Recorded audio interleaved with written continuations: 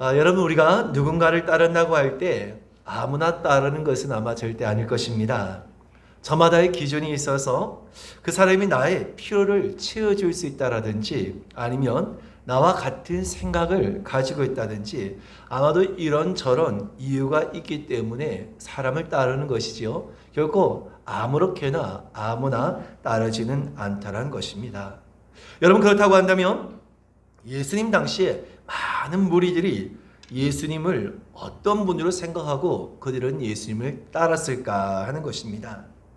실제로 당시에 많은 사람들은 예수님을 당시에 그 이스라엘이 로마의 압제 가운데 있었기 때문에 예수님을 로마의 압제에서 벗어나게 할 정치적인 영웅으로 생각하고 있었던 것입니다. 그래서 예수님께서 예루살렘에 입성하실 때에도 많은 무리들이 자신들의 겉옷을 벗어 던지고 그 길에 펴기도 했으며 종려나무 가지를 꺾어서 흔들면서 예수님을 향하여서 환호했던 이유도 바로 그와 같은 이유 때문이었던 것입니다. 바로 그 모습에 관해서 오늘 우리가 함께 보신 본문의 9절의 말씀에 보면 우리 이런 말씀이 있는데요. 같이 읽어보겠습니다. 시작. 앞에서 가고 뒤에서 따른 무리가 소리 높여 이르되 호산나 다윗의 자손이여 찬송하리로다. 주의 이름으로 오신 이여 가장 높은 곳에서 호산나 하더라. 아멘. 여러분, 우리가 이 말씀을 통하여서 정말 그 당시에 얼마나 많은 무리들이 예수님께서 예루살렘을 입성하실 때 환호하였는가 하는 것을 알 수 있다는 것입니다. 여러분, 우리가 예수님께서 예루살렘에 입성하실 때 바로 예수님께서는 십자가를 앞두시고 이제 예루살렘에 입성을 하게 되셨는데, 이처럼 예수님께서 입성하시고 이제 그 한 주 동안 예수님께서는 그 짧은 시간 동안 고난당하시고 십자가에서 죽임을 당하는 그 모든 일들이 이제 그 한 주간에 일어나게 되었던 것입니다. 그래서 이제 우리가 고난주간을 앞두고 이제 오늘 예수님께서 예루살렘에 입성하신 날을 기념하여서 우리는 종려주일이다라고 해서 지키고 있는 것입니다. 여러분, 예수님께서 예루살렘에 입성하실 때 참으로 겉으로 보았을 때, 외적으로 보았을 때 수많은 무리들이 예수님을 열광적으로 환호하고 정말 예수님께서 정말 이전에 그 어떤 것보다도 가장 환대를 받으시는 그런 장면은요, 외적으로 보았을 때는 가장 예수님의 공생의 가운데 영광스러운 날처럼 보였다는 것입니다.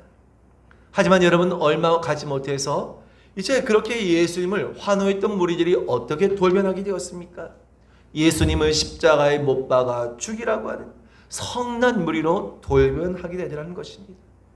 그런데 여러분, 예수님께서는 예루살렘이 입성하실 때에도 그리고 그 환호하던 무리들이 예수님을 향하여서 어떻게 돌변할 것이라는 것을 알고 계셨음에도 불구하고 예수님께서는 말씀을 이루시기 위해서, 하나님의 그 뜻을 이루시기 위해서 예루살렘에 입성하셨던 것입니다. 일반적으로 큰 전쟁을 승리하고 돌아온 장군들은 백마를 타고 큰 백성들의 그 환영을 받으면서 성에 입성하는 것이 일반적인 모습이 됐던 것입니다. 여러분, 당시에 많은 무리를 또 바로 예수님에게 마치 전쟁에서 승리를 하고 입성하는 개선 장군과도 같은 그런 위엄이 있고 권세 있는 그런 모습을 사람들은 기대했을 것입니다. 여러분, 우리 생각에도 예수님께서 백마를 타시고 화려한 옷을 입으시고 멋진 옷을 입으시고 예루살렘에 입성하셨다고 한다면 얼마나 멋있게 보이고 얼마나 우리말로 폼이 나겠습니까? 그런데 예수님께서 오늘 예루살렘에 입성하시는 그 모습을 보게 되면 정말 우리의 생각과는, 사람들의 생각과는 너무나 다른 모습이었다는 것입니다. 그런 개선 장군의 모습이 아니라 아무도 타지 아니한 나귀 새끼를 타시고 예수님께서는 입성하셨던 것입니다. 여러분, 우리는 그냥 말씀이니까 그냥 그런가 보다라고 생각하지만 실제로 우리가 그 자리에 있었다고 한다면 예수님께서 그 나귀 새끼를 타시고 예루살렘에 입성하시는 그 장면을 보았을 때 어떤 마음이 들겠습니까? 어쩌면 우리 인간적인 마음에는 대단히 실망스러운 마음과 아울러서 예수님의 그런 모습이 너무나 초라하게 보여질 수도 있었을 것이라는 것입니다.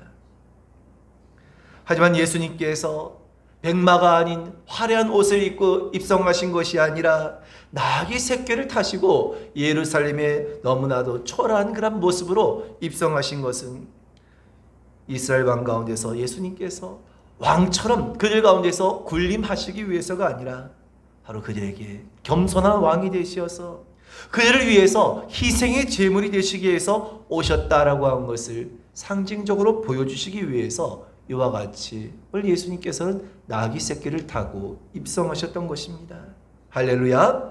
여러분, 그렇다고 한다면 오늘 우리가 종려주일을 맞이하면서 이제 예수님께서 2000여 년 전에 나귀 새끼를 타시고 예루살렘에 입성하신 그 모습과 과연 그것이 오늘 저와 여러분들에게는 과연 어떠한 의미가 있을까 하는 것입니다.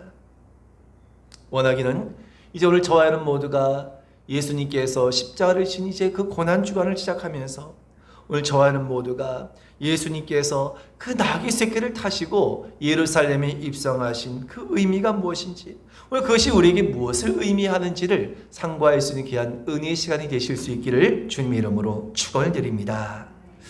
여러분, 첫 번째로 예수님께서 나귀 새끼를 타시고 예루살렘에 입성하신 것은 바로 우리에게 대속의 죽음을 보이시기 위함이셨던 것입니다. 예수님께서 십자가에 달리시기 전 제자들에게 자신이 어떻게 죽으심을 당하실 것인가 안에서 이미 예수님께서는 말씀해 주셨는데요. 어떤 말씀해 주셨는가? 예수님께서 마태복음 17장 22절과 23절의 말씀을 우리 같이 읽겠습니다. 시작. 갈릴리에 모일 때 예수께서 제자들에게 이르시되 인자가 장차 사람들의 손에 넘겨져 죽임을 당하고 제3일에 살아나리라 하시니 제자들이 매우 근심하더라. 여러분, 그렇습니다. 예수님께서는 십자가에 달려 자신이 그 죽임을 당하실 것을 이미 알고 계셨던 것입니다. 그리고 제자들에게도 이것을 말씀해 주셨던 것입니다. 예루살렘에 예수님께서 입성하신다는 것이 어떤 의미가 있는지를 예수님께서는 아셨지만 예루살렘에 예수님께서는 그대로 입성하셨던 것입니다. 여러분, 그 이유가 무엇 때문입니까? 그것은 예수님께서 온 인류의 죄를 대신해서 예수님께서 죽으셔야지만 모든 인류를 구원하실 수 있기 때문이었던 것입니다. 다시 말해서 예수님께서 자신이 희생의 제물이 되어서 그 십자가에서 달려 죽으셔야지만 인류의 그 모든 죄를 대속하실 수 있기 때문인 것입니다. 여러분, 우리가 오늘 성만찬의 그 유래를 알게 되면요, 예수님께서 성만찬을 행하실 때 제자들과 그 떡과 잔을 나누시면서 어떤 말씀을 하셨습니까?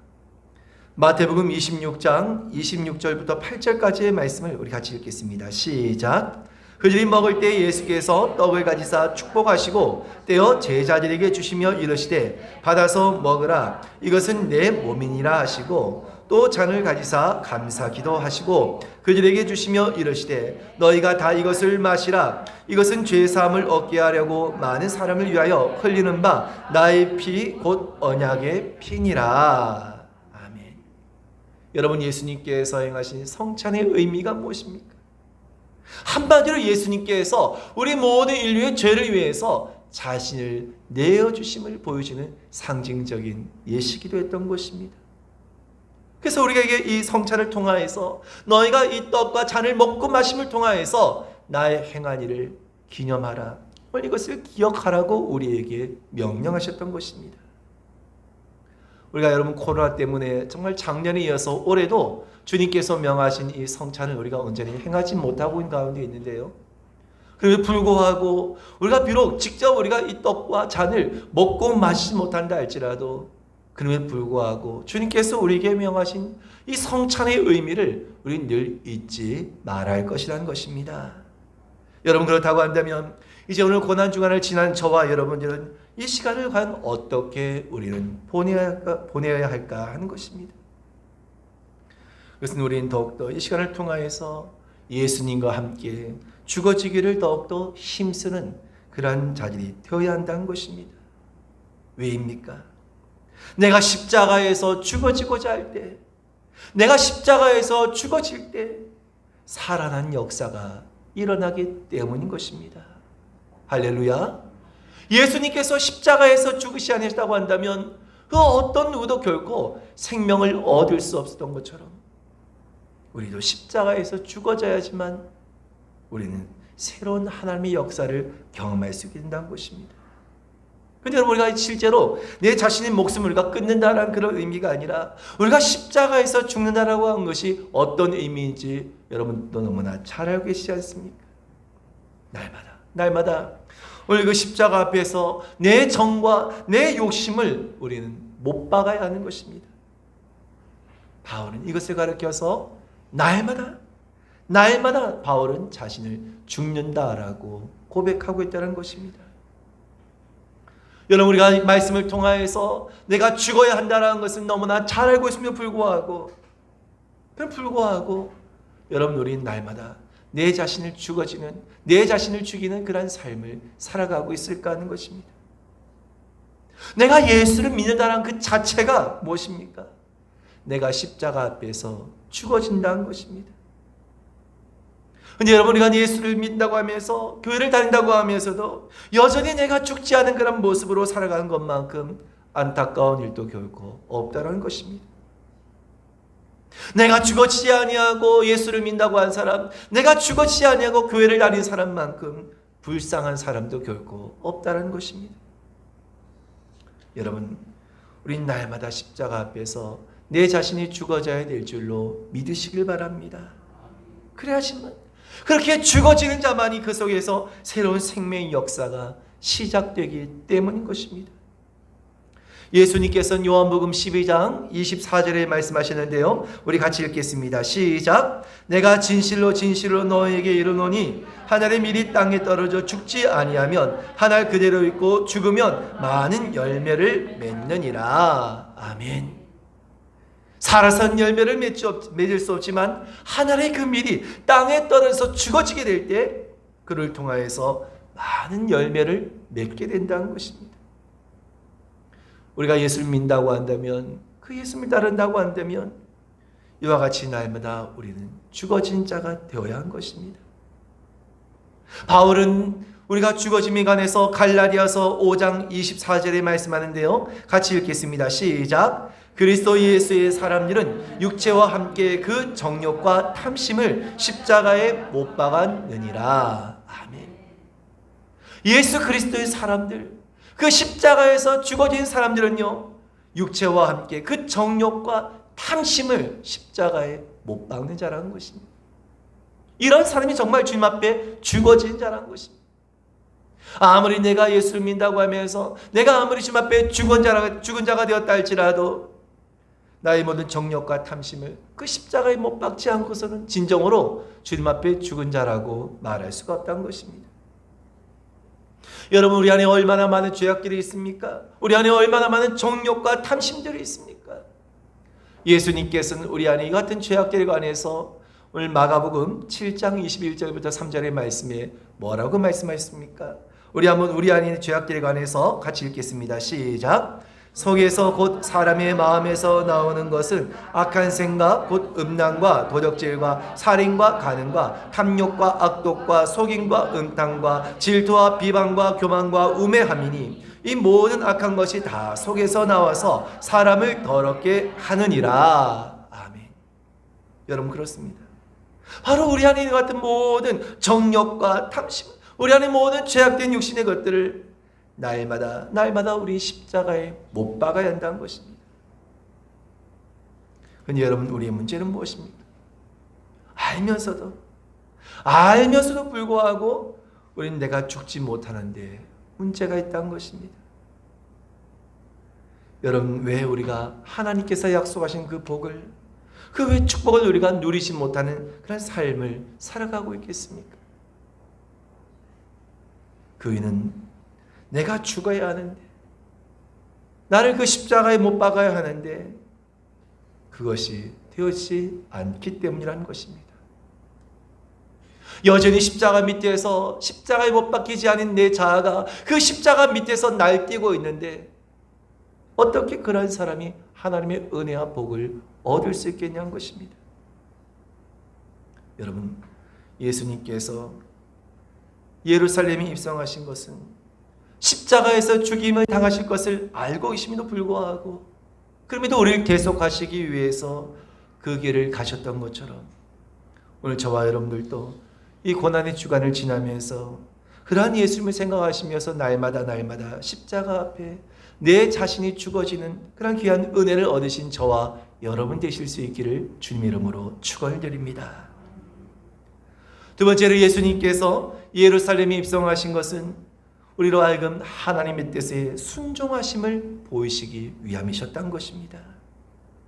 여러분, 예수님께서 나귀 새끼를 타시고 다른 백마나 다른 화려한 옷을 입지 아니하시고 나귀 새끼를 타시고 예루살렘에 입성하신 것은 이미 구약의 선지자를 통하여서 예언되어진 말씀을 성취하시기 위함이었던 것입니다. 그냥 임의로 즉흥적으로 한 것이 아니라 철저하게 예수님께서는 하나님께서 하신 그 말씀을 순종하시고 그 말씀대로 행하시고자 하셨던 것입니다. 여러분, 그 말씀이 어디에 예언되어져 있었습니까?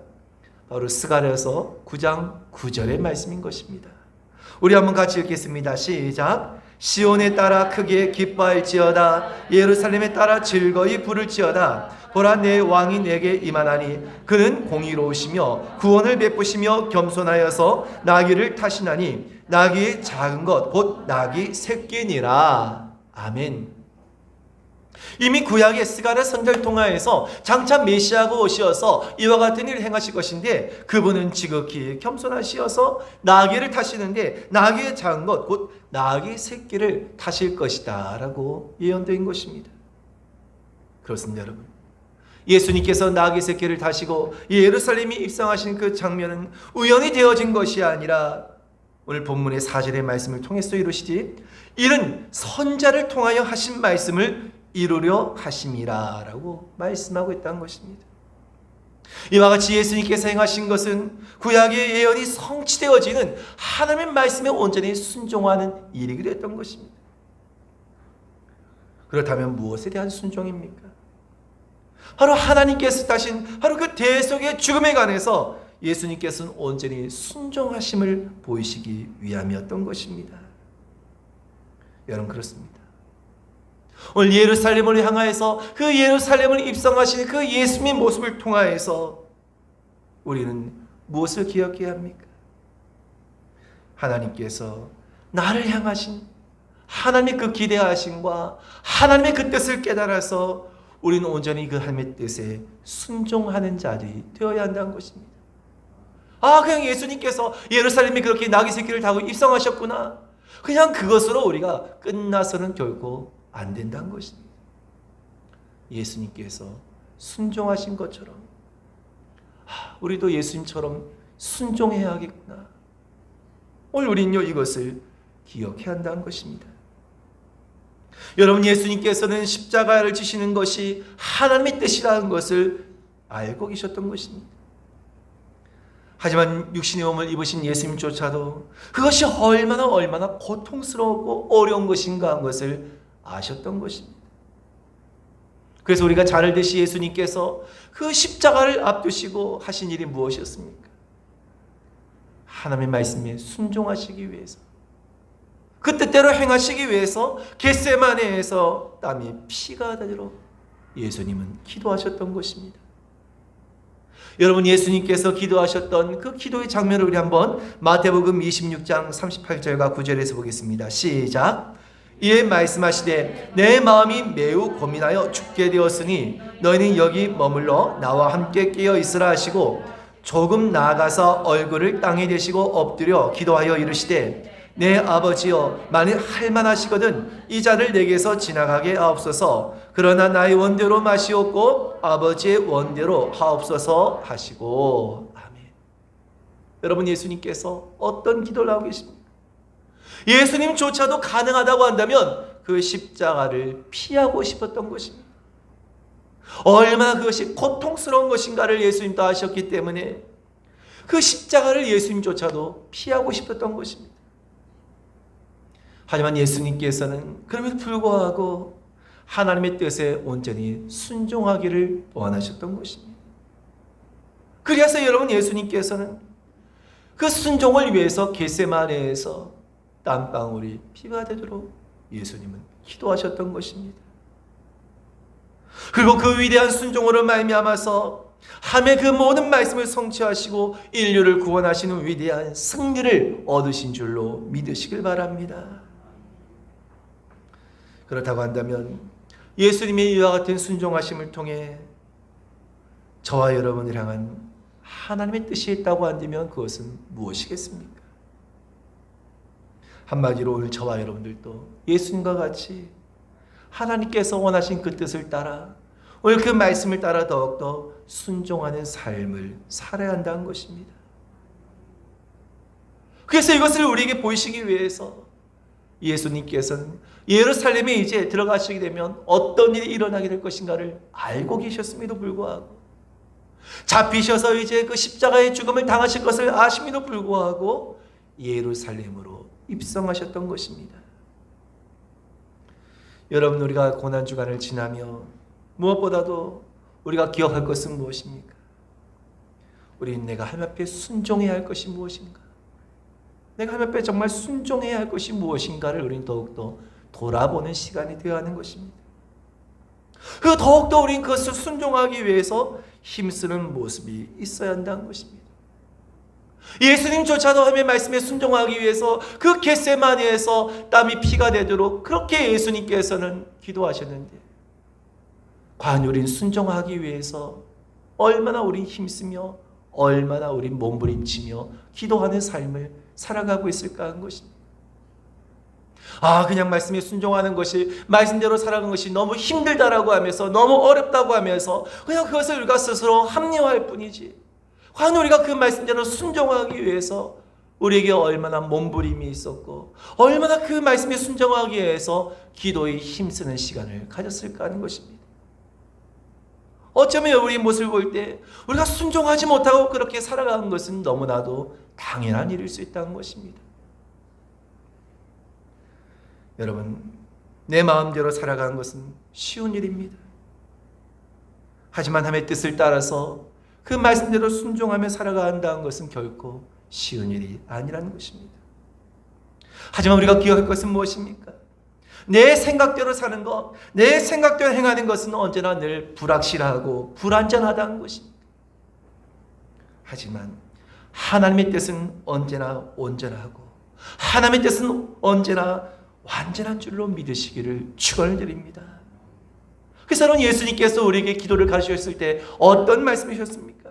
뜻이 하늘에서 이루어진 것 같이 땅에서도 이루어지이다. 여러분, 이 말씀은 늘 우리로 하여금 하나님의 뜻을 구하라고 하는 그런 말씀이기도 한 것입니다. 여러분, 우리가 믿음 안에 있다고 하면서도 진정한 만족과 진정한 기쁨을 누리지 못하며 살아가는 이유는 결국 무엇입니까? 여러분, 우리 스스로에게 솔직히 그것에 대해서 답한다고 한다면 결국은 무엇 때문입니까? 내가 하나님의 말씀에 순종하지 못했기 때문이라는 것입니다. 내가 주님 말씀에 순종하지 않고 살았기 때문이라는 것입니다. 원하기는 여러분, 예수님께서 오늘 예루살렘에 입성하시면 어떤 일을 겪으실 것을 아심에도 불구하고 그럼에도 하나님의 뜻을 이루시기 위해서, 주님의 말씀에 온전히 순종하기 위해서 예루살렘에 입성하신 것 같이 오늘 저와 여러분도 그 예수님을 기억하시면서 언제나 늘 주님의 말씀에 순종하는 삶을 살아가신 저와 여러분 되실 수 있기를 주님의 이름으로 축원드립니다. 마지막 세 번째로 예수님께서 예루살렘에 입성하신 것은 우리로 하여금 부활의 역사를 보이시기 위함이셨던 것입니다. 여러분, 예수님께서 이제 예루살렘에 들어가셔서 잡히시고 십자가에서 죽이심을 당하심을 통하여서 우리에게 무엇을 보이시기 원하셨습니까? 바로 부활의 역사를, 우리에게 부활이 있음을 보이시기 위함이셨다는 것입니다. 그래서 여러분, 예수님께서는 이제 모든 죄와 모든 사망의 권세를 이기시고 바로 이 사망을 정복하시는, 죽음을 정복하시는 바로 그 부활의 승리를 우리에게 보이시기 위해서 예루살렘에 입성하셨던 것입니다. 예수님은 고난당하실 것과 아울러서 알고 계셨던 것이 무엇입니까? 바로 부활하실 것 또한 예수님은 알고 계셨던 것입니다. 여러분, 우리 마태복음 20장 19절의 말씀을 같이 읽겠습니다. 시작. 이방인들에게 넘겨주어 그를 조롱하며 채찍질하며 십자가에 못 박게 할 것이나 제3일에 살아나리라. 아멘. 예수님께서는 죽으시고 다시 살아나실 것도 알고 계셨던 것입니다. 그래서 여러분, 예수님께서는 제자들에게 이것 또한 미리 일러오셨던 것입니다. 여러분, 그렇습니다. 예수님께서는 이처럼 예루살렘에 입성하신 것은 그들로 하여금 바로 죽음 가운데서, 사망 가운데서 예수님께서 다시 부활하심을, 다시 살아나심을 그들에게 보이시기 위함이셨던 것입니다. 여러분, 예수님께서 예루살렘에 입성하실 때 왜 예수님께서 이와 같은 모습으로 예루살렘에 입성하시는지 그 이유를 제자들도 몰랐습니다. 당연히 환호하는 그 무리들도 예수님께서 왜 그와 같은 모습으로 예루살렘에 입성하시는지를 몰랐던 것입니다. 여러분, 어쩌면 이 시대를 살아가온 저와 여러분들도 예수님을 따르는 것이 무엇인지, 예수님을 따르는 것이 어떤 삶인지를 알지 못하고, 그러면서도 나는 예수님을 따르고 있다라고 막연하게 생각하고 계시지 않습니까? 여러분, 과연 우리에게 예수님을 따르는 삶이라고 한 것은 무엇을 의미한 것이겠습니까? 우리가 분명히 기억할 것은 예수님께서 억지로 마지못해서 예루살렘에 입성하신 것이 결코 아니셨던 것입니다. 이것은 우리에게 무엇을 이야기한 것이겠습니까? 우리가 예수님을 따르는 삶도 이와 같다는 것입니다. 어떤 분들은 예수님을 따르는 삶이 그렇게 해서 그냥 화가 나도 그냥 참는 거고, 기쁘지 않는데도 그냥 억지로 기쁜 척하는 것이고, 감사의 마음이 없어도 그냥 감사하는 것처럼 우리 그렇게 생각하고 말하는 것을 예수님을 따르는 것으로 생각합니다. 속으로는 전혀 그렇지 않으면서 그렇게 하는 것이 예수님을 따르는 삶으로 생각하려는 것입니다. 그러니 여러분, 우리가 그런 모습으로 예수님을 따른다고 했을 때 얼마나 여러분 우리가 예수님을 따른다는 것이 힘들고 부담스러운 일이 될 수밖에 없겠습니까? 하지만 이것은 율법주의에 갇혀있는 신앙인 것입니다. 여러분, 우리가 예수님을 따른다는 것은 무엇입니까? 한마디로 내가 죽고 내 안에 예수의 생명이 살아나는 역사인 줄로 믿으시길 바랍니다. 그래서 우리가 화가 나더라도 그냥 화가 나지 않는 것처럼 하는 것이 아니라, 우리가 예수님을 우리 안에 모시고 있음을 통하여서 우리 안에 화가 일어나지 않는 것이 너무나 지극히 정상적인 것이 되어야 한다는 것입니다.